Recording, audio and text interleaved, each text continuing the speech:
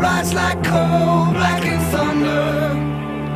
The fleet has left. This is Steve Zeltzer with Workweek and Pacifica, and today we're going to be talking about the catastrophe in East Palestine and the coverage of it, or non-coverage of it, by the press in the United States. And I just recently saw an article by reporter Steve Mellon, who's a striking journalist at the Pittsburgh Post-Gazette, and he's done a tremendous story. They're going to have a series of stories, and they've covered it, even though they have a limited budget. They have a strike paper that they're putting out, and they're trying to get the stories out. So welcome to our show. Thanks, Steve. You've been a journalist for some time, and I just saw this film, Stripped for Parts, which is about the destruction of newspapers in the United States, profiteering, just getting rid of the reporters and selling off the property. And your struggle to cover this story is really important in relationship to the work that you've done, your life as a journalist, and now today covering East Palestine. Yeah. You know, the first saw this time, when this first happened, you know, we saw the derailment, we saw the big clouds, and we thought, we've got to cover this. You know, there were only a handful of us working on the strike paper, and we had our hands full. It was several weeks before we got it, probably 3 or 4 weeks before we got down there. And I remember going to that first meeting. It was like a town hall meeting in the high school auditorium down there. And I heard the anger, the sense of outrage that people felt. These were people who felt they'd just been stomped all over by big institutions, big companies, inept government agencies who just tromped all over them because the most important thing in these agencies' minds, and certainly in the businesses' minds, was money. And I immediately felt solidarity with these folks. Being on strike at that point for just a couple of months. Now we're on strike for like going on 16 months. We felt it was an important story to tell. This was a community that it's considered like a zone of sacrifice now. And of course there are all kinds of injustices in the world, Steve. You know that as well as I do. This one was just, it's 30 minutes from my house. This train goes right by it goes within a half mile of my house. The same rail line goes within a half mile of my house.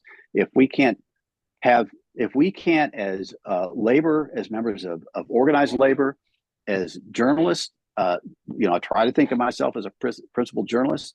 If we can't find solidarity with other communities that have suffered abuse at the hands of careless, profit motivated large corporations, then I don't know what I'm doing as a reporter if I can't find solidarity with these folks. And you started this strike paper. What happened in the strike, for people who don't know? Because unfortunately, again, there hasn't been coverage, surprise, from the corporate media about the strike. In Pittsburgh. I mean, it's not a story nationally, but there was a strike, and you've been out for 16 months. You've been trying to cover the stories. Why don't you talk about that whole effort to get a strike paper going? And it's connected to the lack of coverage of stories like East Palestine, except when there's an anniversary or something like that. Right. Well, that's another place we feel solidarity with them. And when I first started going down to East Palestine, by then, like CNN and all the big media companies had left. They moved on after all the clouds disappeared. They left and went on to other big stories. That's just the way corporate news is. But we kind of felt like the people in East Palestine. They turned around like, hey, the story's not gone. We're still dealing with this, even though nobody's paying attention. And we kind of felt the same way. We got a little bit of local attention when we first walked out in October of 2023. It's an unfair labor practices strike. We had alleged that the company had violated the contract, disregarded the contract, basically trashed it, and we had negotiated since we hadn't had a contract since 2017. I think we had been negotiating for a couple of years. We filed unfair labor practices charges against the company. By the way, we won. We had our ULP hearing in front of the NLRB over a year ago, almost exactly a year ago last week. We won. An administrative law judge ruled that the company had repeatedly violated labor law at the Post-Gazette. And this is one of the issues, Steve, is that a judge ruled a year ago that the owners of the Post Gazette had violated federal labor law. And here we are a year later, still waiting for that ruling to be enforced. We're still on strike, same issues unresolved, and yet here we stand. So we went out on October 18th of 2023, and like a lot of folks, we had we got some local attention. The TV stations, the first day of a strike, TV stations all come out. The local reporters all come out. They all interviewed us on the line, and then they kind of disappeared. So the same kind of thing that happened to us was happening in East Palestine. That's another point of connection. We immediately started a strike paper. It's just one of the things we felt we needed to do as journalists is to continue to be journalists. We knew that there were certain stories the Post Gazette was not going to cover. They were going to cover our strike. We felt if we're going to get any news out about our strike, we're going to have to cover it. So that was one of the reasons. We also felt that there were other things going on in the world that the Post Gazette was not going to cover. The reporters who had covered social justice issues, who had covered labor issues, were the reporters that went out on strike. So the Post Gazette was not going to cover those stories because we were the ones doing it. They weren't going to cover those. So we felt that those communities, those stories are going to be covered, that the striking workers are going to have to do it. So we set up the strike paper at that point. That was like on day 3 of the strike. And I know in San Francisco, when there was a strike at the Chronicle a number of years ago, a strike paper was also set up by the journalist. So that's but the difference is you have the internet now, and there's a possibility of that spreading nationally and internationally, these stories that you do. Right. And the name of the strike paper that you have? Pittsburgh. It's the Pittsburgh Union Progress. We affectionately call it the PUP. So we have a really cool logo. We've got a great designer who designed the logo for us. So go to the PittsburghUnionProgress.com and you'll find us there. And the effort to cover East Palestine, I mean, it's an ongoing story, and I've been covering it. I interviewed some railroad workers about the fact that there's been no change in health and safety on the railroads. The staffing, these companies want to fight. They're still fighting for one man train. They're 3 miles long. It's interesting that in Europe and Japan, they don't have these kind of railroad accidents. Every day, there was just a report over 1,500 railroad derailments in the United States. I mean, it's and your story talks about that these companies, this Norfolk Southern has a cleanup crew that goes around cleaning up after the wrecks. I mean, it's like they know it's going to happen and they're ready to make it happen, but they're not paying the cost, and they're certainly not getting criminally prosecuted for the damage they're doing. Right. It's the price of, to them, it's the price of doing business, right? It's like, okay, this is going to happen. So we got to have a company that's going to take care of it. You're going to have things like East Palestine happen. So you go in and you do your thing. You throw around a little bit of money. You get people to feel good about it. They're spending like $25 million on a park. Like, the people in East Palestine don't need a park. They need somebody to come in and monitor their health. That's where that money should be spent. But I'm convinced. I've tried to talk to Norfolk Southern. These are big corporations, Steve, and you've been around long enough to know that they want to get on with business. They're not in the business of healing communities. They're not in the business of making sure people's health is okay after they've been poisoned by a toxic train. They're in the business of running a railroad, and they want to get on with the business of running a railroad to make as much money as they possibly can. East Palestine is just a bump in the road. All these people that were contaminated, we got people in East Palestine sitting at home at night feeling like they're a time bomb. When am I going to get sick? When am I going to get cancer? When am I going to get some other illness based on all this crap that I breathed in the immediate aftermath of the derailment, during that god awful toxic burn off that they had 3 days later. And the testing results are all over the place. The EPA test results say one thing. These people have their independent tests come in, and independent testers come in. They tell them something completely different. So there's a lot of distrust. People don't know what to believe. They're worried that they're going to get sick. Their kid's going to get sick. East Palestine is a working class community. These are not people that have like $200,000 laying around so they can just pack up and go buy a house in some other community. You know, there's for some of these people, they just feel stuck there. And what a nightmare it is because, you know, you don't know what you have. And Chris, this guy that I interviewed, he said that he was working as a pipe layer. He's in LIUNA in the laborers union, which is based in Pittsburgh, actually, his local. And he loved to work. Was a foreman on the job, and now he's been without benefits. His benefits ran out on January 23rd.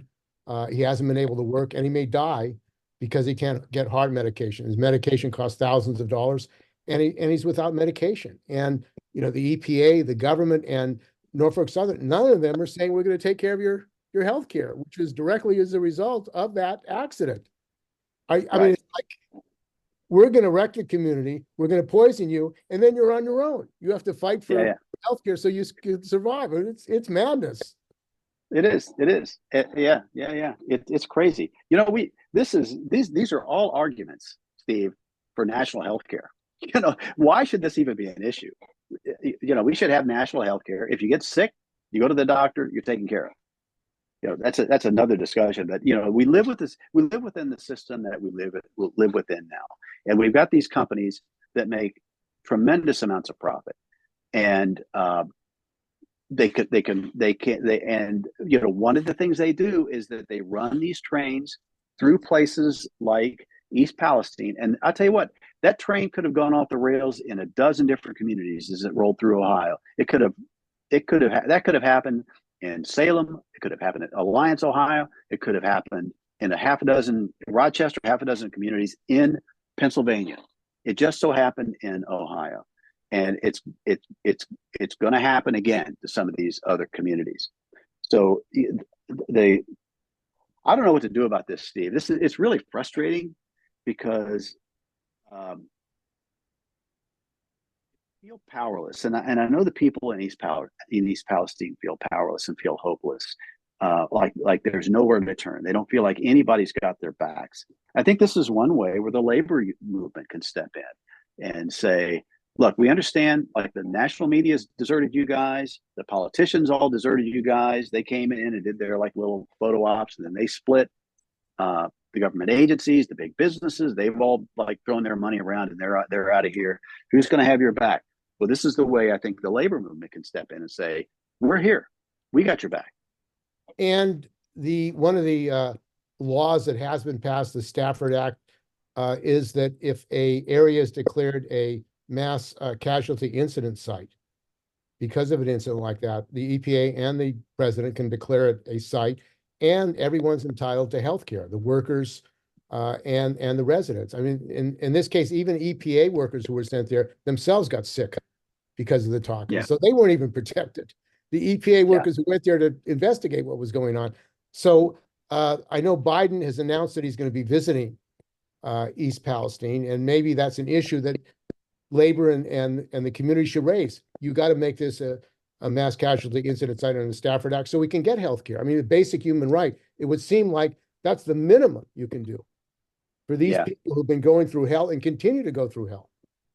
Yeah, I know that healthcare, you know, having like lifelong healthcare that's been a topic of discussion in some communities, some parts of East Palestine. I know that's something that I think they feel they need. It just seems like it's that's the least that can happen here. You know, people with resources, Steve, that's like the least that should be done, is that these people's healthcare is monitored on a regular basis, and that if they have issues, that it's taken care of. That they're not going to bankrupt themselves trying to make sure that they're healthy, that their kids are healthy.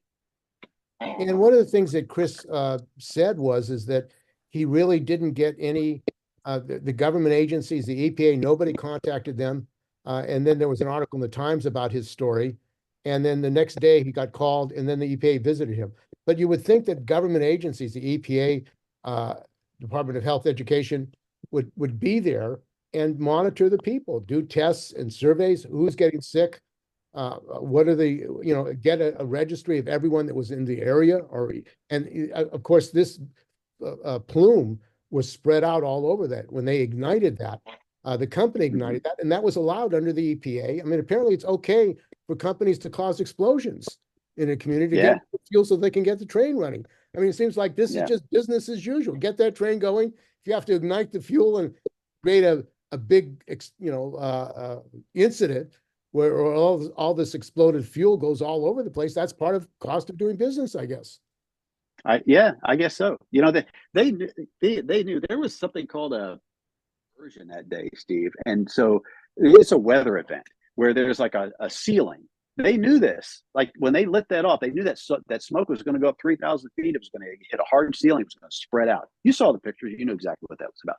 But I think one of the tragedies of this is that we had these local officials. The local fire chief there, small town guy. He had all these big muckety mucks. These Norfolk Southern officials, all these hazmat officials that they brought in, telling him this had to be done. This had to be done. It had to be done now. They gave him 13 minutes to make that decision, whether this was going to happen or not. They told him, yeah, this tanker could explode. It could throw deadly shrapnel up to a mile away. What the hell is this guy supposed to do? He's under pressure to make this decision. So he was coerced. He was coerced to allow that. Yeah, where was the EPA at that point? I mean, you have a major wreck. The Department of Transportation, DOT, it's a toxic wreck. Where are all these government agencies that we pay for? They're on the ground. Why weren't they in charge? Instead, it seems like Norfolk Southern was making all the calls. They make the decision. From some reports I had, they take over the land and they take over the road. Their people it's like a company town. They're running the whole operation. Yeah. And that's irked a lot of the people who are close to the site, that they just feel like their land, their businesses, their property has just been taken over by Norfolk Southern. They just come in, railroads, big elbows. They just kind of shove everybody out of the way and they take everything over. Speaking of the EPA, I was talking to Bob Figley about this a couple of weeks ago. He owns he owns a hardware store right across the street from where the derailment took place. And he said, you know what? He said, I don't even call it the Environmental Protection Agency anymore. I call it the Empire Protection Agency. That breaks my heart because, I kind of grew up to believe and to trust in these government agencies that they would do the right thing and do the good thing. And it looks like that is not happening here. It looks like for whatever reason, whether it's, I don't know, they just slow off the ball, incompetence, asleep at the wheel. I don't know, but it does look like, at least in this burn off, that this was done very quickly. I don't know where the EPA was. This is one of the big questions is what was in that big black cloud that we all saw. There was no test done on that big black cloud. They should have had a drone flying. They had, my understanding is they have these drones that can fly through those clouds and they can test what's in it.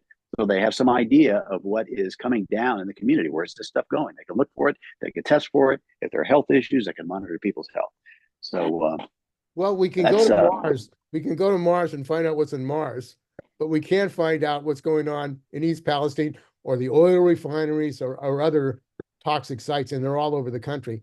And I think one of the reasons that the Biden administration hasn't declared it a mass casualty site is because you have many other sites, toxic dump sites like Pikeston, radioactive processing nuclear plant, where people are sick, workers and community are sick. If they do it in East Palestine, they might have to do it in Pikeston. They might have to do it in Hunters Point Shipyard here in San Francisco and Treasure Island, which were nuclear radioactive materials, naval sites. So, I mean, you've got all these sites around the country, highly toxic, and many of them working class communities, Black, brown, poor people. That's who live close to these sites. Yeah, and God forbid that these multi-billion-dollar companies would have to take care of the communities they poison, huh? Well, that would be, God forbid that we'd have them do that. We certainly can't tax them. We've proven that we're not willing to tax these companies. And the stories, why don't you talk about the stories? You've done a number of stories. Talk about some of your stories that you've done and how you've covered it, the angles you've covered it at. Well, we have decided, we decided that the one thing we can do is humanize this event. There were other people. You have to consider that we're a strike paper. We're not getting paid a dime when we go out and do these stories. It takes me about an hour to drive to East Palestine from here, and an hour to go back. I've got to pay for my, we got gas. We have bill. We all have bills to pay, but so it's hard for us to. The one thing we can do is go to East Palestine and say, look, I can say I'm on strike. I don't like, we have a strike paper. I want to hear your story, and I've got all day. So I'll sit and, if you want to talk, I'll meet and you can tell me your story. So that's how this whole thing started, is I would just go up there and I would just go find people that were willing to listen. And the first couple of times I went up there, I just went up and down the street and knocked on doors. That's how I met Nate Velez, who is one of the people. That's how I met Bob Bigley. Some of these people just knocking on doors and being willing to listen to people, taking the time to listen to people. So that's kind of where we've gone on it. We've not really done much reporting on like the science, the chemicals that people were exposed to. I've followed some of the other reporters who've done that. They're much more qualified to do that than certainly than I am. The most recent story we did, I met Lonnie Miller a couple of months ago, and she was open. She was very honest. She had a poignant story to tell. So I called her up and I said, I want to hear your story. So I sat. We sat in her living room for 2 hours. The first time we talked, we sat in her living room for 2 hours. She told this unbelievable story of what had happened to her family. They live 200 feet from the train track. So this was just an incredible story. And it's heartbreaking what's happened to her and many other families in this situation. So that's where we've gone with it. We've just tried to tell the stories of the people who have been affected by that. Where their lives are at now. There are a number of people. There were a couple of people like Lonnie. Lonnie and her family live. She's got a husband and a son who's 21. They live in a family on East Clark Street. After the derailment, they tried living in the house after the derailment. They couldn't do it. So they took out another mortgage, moved, bought another house, and got out of the town. This jeopardizes their retirement, all their savings. These aren't people, Steve, this is a working class community. When people pack up and move, they bought a house out of town because they wanted to be away from like the toxic, whatever it is that they're being affected by there. They're not a lot of answers to things. One thing that drives people nuts there is that they just don't know, am I being poisoned on a daily basis? Am I poisoning my kids on a daily basis by keeping them here? And for some people, like Lonnie and Dave, decided whatever the cost, we're leaving. It's a tough decision because they lived in the same house for 30 years. They moved out of that house. That house hasn't sold, Steve. They are now living and paying on another house 15 miles away. Their house on East Clark Street, 200 feet from a rail line, they've not had anybody look at it yet. Who's going to buy a house that close to a place that's had a toxic train derailment? So those are the types of stories we've been trying to tell, is these people that are facing these decisions, these life-altering, life-changing decisions. They didn't ask for this. They were enjoying a nice Friday night a year ago when this thing happened. And from that moment on, they were faced with one life-changing decision after another. And those are the stories we've been telling. And the terror and fear, not only are you getting sick, this guy, Chris Albright, he may die, he's got heart conditions, but your children are going to get cancer. They're worried about getting cancer and all kinds of diseases. And they still haven't found out, what was in the chemicals and the toxins, dioxins. The government hasn't really gone to them. Done a survey and really said, we're going to protect you. It's like a living nightmare, a living hell that they're going through. Yeah. And, there was the EPA came in and, they tested they tested the air in these places, but they didn't test for everything. You know, there are a lot of questions about, people have a lot of questions about, what was I exposed to? What are the dangers? What are the parts per millionth or parts per billionth? You know, there are a lot of these questions, and they get conflicting answers, and that is not comforting to people, especially if you have young kids. You know, some of the older folks I've talked to, they say to me, and this is tragic in itself. They say, "Well, I'm 70 years old. If it kills me in 10 years, that's not a big deal, but I'm concerned for my grandkids. You know, I don't want my grandkids, like, if I don't want my grandchild to get sick in 10 years, and for me to think, why didn't I get them out of here?" And, one of the issues about the health industry, it's privately run for a profit. You have to prove liability that you got sick from that explosion to get health care. I mean, even yours as striking workers, how do you get health care? I mean, in this country, and it's really a frightening thing for workers. You get laid off, you lose your health care, you go on strike, you lose your health care. The SAG, after all these workers who do go on strike, they're fearful of losing. And if you have serious health problems in yourself or your family, that's taking care of your kids, cancer, serious health problems. That the kind of stress and emotional stress for people in East Palestine, the residents and workers, and the people in this country that they have to live with. Yeah, that's a great point, Steve. When we went on strike in mid-October of 2023, I was asked to be chairman of the Health and Welfare Committee, and I said, "What the hell is that?" And I was told, "Well, just make sure everybody has health care." I thought, no big deal, Steve. It took weeks and weeks of phone calls, of calling Cobra, finding out, okay, who has. It's a nightmare. Our healthcare system is a nightmare, and so, but we had to make sure that if you walked out on strike, we had to make sure, we felt an obligation to make sure that your healthcare was covered. So whatever we had to do to make that happen, it's a big barrier to people who want to stand up, who want to take a stand against an abusive employer. Healthcare for many people is a huge hurdle. We have people that have serious health issues. It took a tremendous amount of courage for these people to go out on strike. We felt an obligation to make sure that they did not have any disruption in their coverage. In this country, that ain't easy, brother. Let me tell you.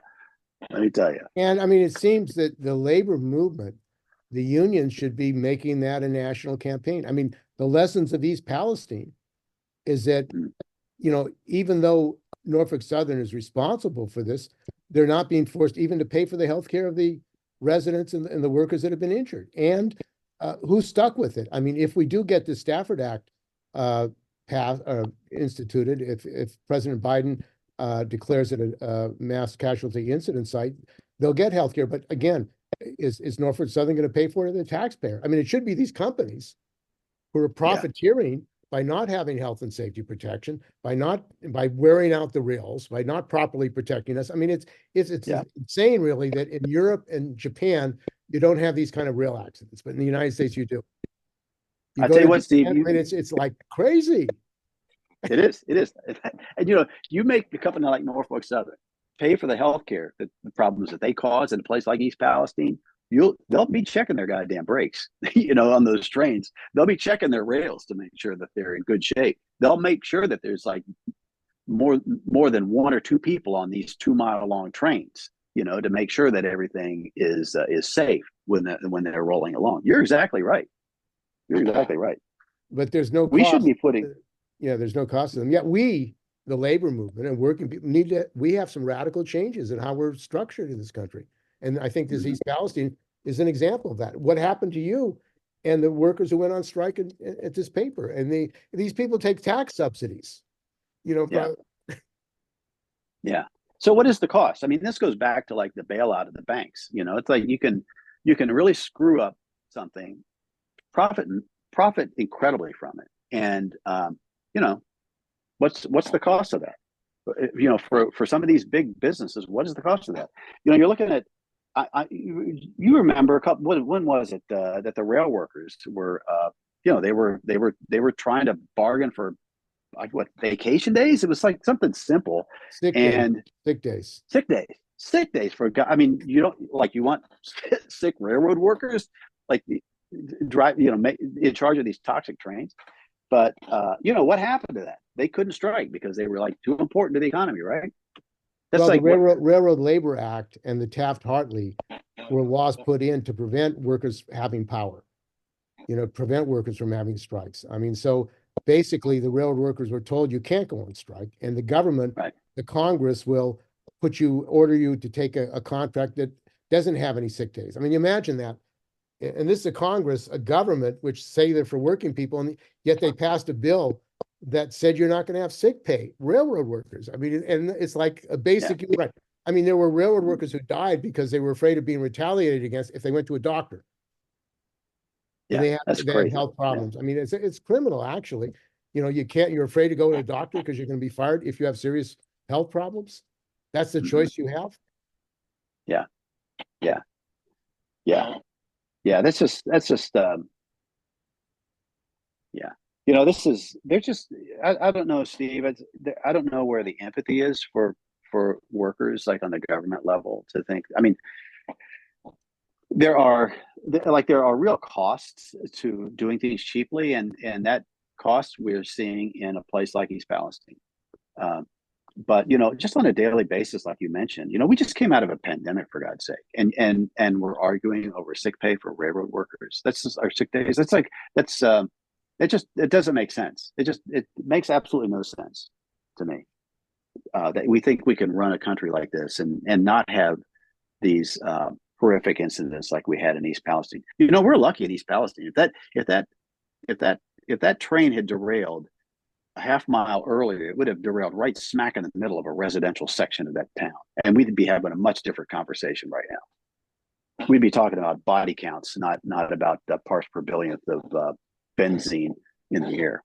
Well, you could have thousands of people killed. I mean, these railroads, these toxic railroads, and you say that you live close to one, they're still going through at night with dangerous chemicals, and these companies have not been required to have the proper health and safety. I mean, that's why 1 year after we have had 1,500 derailments in this country, we've had wrecks. They have crews doing this derailment, and again, it seems like business as usual.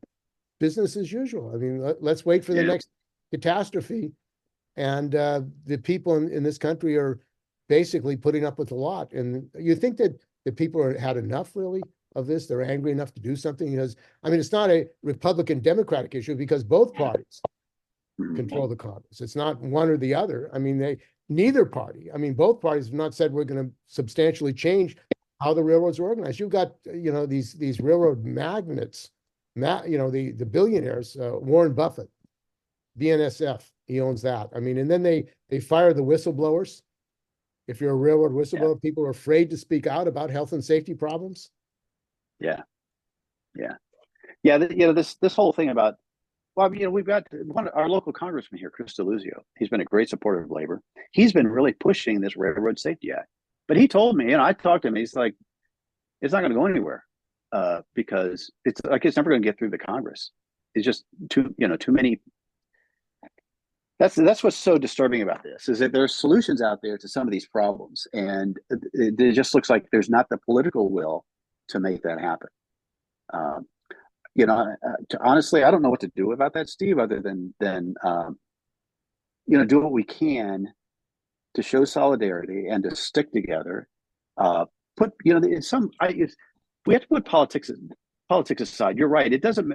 In many ways, I don't want to say politics isn't important. It certainly is. If we would have gone on strike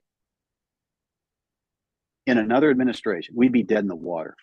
We got the NLRB decision we got because we have an NLRB board that is, I don't want to say sympathetic to labor, but they use common sense when they're making decisions. Under other administrations, you have board members that are hostile to labor, and so it does make a difference. who is in office does make a difference. But if we're going to fundamentally change things, like change the dynamic so that lives and communities are put ahead of profit, that goes beyond politics. And I don't know how we do that. I think the labor movement can have a big impact. And I think maybe this is one of the places where the labor movement can show the way, can show that, look, East Palestine, the people in East Palestine, Steve, their politics are much different than mine, most of them. I never talk politics when I'm in East Palestine. I mean, but whether they're a Republican or Democrat, it doesn't matter. They're entitled to health care. They're entitled to compensation. I mean, it's not. It shouldn't. You know, I mean, they're working people who deserve human rights and respect. No one should be without health care. I mean, that's a human right, but the way it's structured, it's not. You know, and I think that's raising fundamental questions. I mean, East Palestine is raising fundamental questions. What rights do working people, Americans, really have if you can't even defend the rights of people in East Palestine after this catastrophe? Mm-hmm. Everything else is just noise. You're right. There's basic fundamental questions here that East Palestine, that the environmental catastrophe in East Palestine raises, and those transcend politics. There are political solutions to some of these things, but I think if we start that discussion off as a political discussion, it's going to get it's not going to go anywhere because people are going to go to their tribes. I think connecting with people, and this is one of the things we've been able to do, I think, as a strike paper, is go down and talk about basic fairness, basic justice, basic human rights, what it means to treat people with empathy, what it means to treat people as human beings and not as entities that are going to cost you something. I think that's where that conversation should begin, and I think that's where it should stay. And how can people support your strike paper and support you and other reporters who are trying to do the job? Because I think people in this country want news they can trust. They want reporting they can trust. And your paper is run by the workers. It's a workers-run newspaper, which should be supported. We should have more of them in this country. In fact, the CWA should be supporting them, I think, because it's basically, if it's all corporatized, and there's this film Strip for Parts, which is about this whole story of these Alden Global Hedge Fund coming in and buying up papers and selling the property and downsizing, so there is no more newspaper. That if we're going to have newspapers, the people in this country have to organize to make sure that we have independent newspapers and run by reporters, journalists. How about that? That's a radical idea. Mm-hmm. The people that produce the news running the news industry. Yeah. The people who are actually out on the street talking to people, deciding what's going to be the news. What a radical story. Huh? The people doing the work running the newspaper industry. So that's the place to go. I think we could start by supporting your newspaper in this country and getting the entire labor movement to support it and spreading it out. Thanks for that, Steve. Yeah, just go to the Pittsburgh Union Progress. Just Google Pittsburgh Union Progress. There's like a donate page. We have a strike fund. We're always trying to raise money, and I hate to raise money, but the fact is, if you're going to be on strike, we're still, we had a meeting the other day. I'm still on the Health and Welfare Committee, so we have a meeting the other day. We have a tax burden now. It's tax season, so we the measly little strike benefits we get are going to be taxed. So so we're still raising money. But more than anything, I think just knowing that there are people out there that still see us, that still notice that we're on strike. We're the longest strike in the history of Pittsburgh right now by far. We're the longest ongoing strike in the United States, and it feels like it's a lonely feeling. I was grateful. I was really grateful that you reached out a couple of days ago, because it's like a lot of times we feel like the people in East Palestine, we feel invisible, like nobody's noticing. So well, I think that's one of the issues I've raised in the CWA, and I know at the last CWA convention they passed a resolution for $300,000, which is good. They had fundraisers, but I mean, one of the things they could do is have strikers go all over the country. go to Chicago, go to Los Angeles, go to San Francisco, and show that film, strip for parts, and Yeah. talk about the East Palestine story and why we need to support journalists and support the strike and support news, getting real news to working people in this country about what's really going on in the communities. So Yeah. I think that this connection on the 1 year anniversary is not just about East Palestine, it's about getting the story out. And the work that you're doing, I think, is part of getting the story out, a very important part of getting the story out. And we have to just keep building it up. And the CWA, Communication Workers of America, we should have a channel. There should be a labor channel in this country where we can have reporters like you covering this story and getting it out throughout the other country. Hard-hitting news will get viewers. If you get these stories out, people will watch and listen. They want to see the real stories. And I think that's what we have to work to do, actually, to change the dynamic in this country. You know, that's a good point, Steve, because I think the story that we published today about Lonnie and the other families who are affected by this, that's done very well for us. It's gotten a lot of attention. And that is just the result of taking the time to go in and sit and listen to people, meeting them where they are and looking them in the face and treating them as human beings. That takes time and it takes effort. And you know, a lot of newspapers now are run on a shoestring. They've been stripped for parts. I know a lot of good journalists that would love to do what we did, Steve. They would love to do it, but they work in jobs now where they're asked to do 10 different things in any given day. There's no way that a newspaper is going to pay their salary to go down and do the kind of work that we feel needs to be done as journalists. You know, newspapers are it's not just East Palestine. You know, in every community in this town, in this city, in this country, they all had newspapers, and newspapers were like that binding agent. It's how a community looked at itself. We shared each other's stories. You know, we followed local sports teams. We followed what was going on the school board. We yelled at each other. We celebrated together within the pages of the newspaper.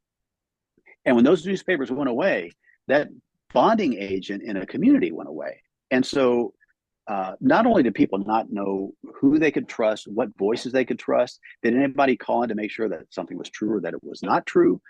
You know, they lost that sense of when they gathered around the water cooler in the morning at work, that, you know, the conversation was around certain things, and the newspaper provided that raw material for those conversations. And without that, this community is just kind of like go back and they tribal up, and everybody goes in their own bubbles. And I think that's tragic. I think losing that sense of community that a newspaper provided, that's not good for America. That's not good for the United States to lack that sense of community that small newspapers and large newspapers brought to towns and cities across this country. Well, I want to thank you very much for joining us on this show. And Steve, I hope your story wins a Pulitzer. And I think, you know, it would tell you something about the state of the media in this country. But I think we have to keep it up, and we have to link up, I think, the communities, labor together and getting these stories out. It's the only way we're going to be able to break this information blockade, really, and the problem of getting the real stories out. So thanks for joining us on Work Week. Hey, Steve, thanks so much for paying attention to this and for taking the time to talk to me about it. This has been a real pleasure.